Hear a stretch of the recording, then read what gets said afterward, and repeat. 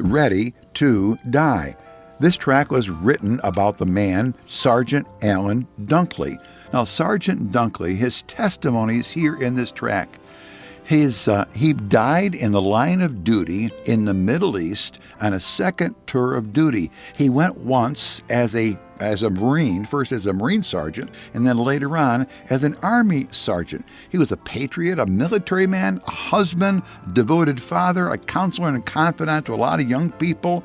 He was a black belt in karate and all kinds of martial art. He taught those skills. He loved young people, and they loved him, and he brought joy and laughter wherever he went.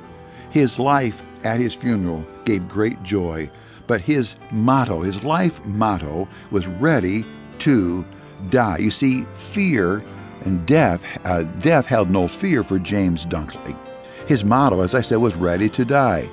Why was he not afraid of death? Well, it began when he made a decision as a boy of 14 years of age. In this gospel tract, you're going to hear about his decision. He came up with not only a life motto of ready to die, but he came up with a logo that supported that. And he said in his testimony to young people that fear in our lives comes from one of three sources. It's the fear of death, the fear of loneliness, and the fear of pain.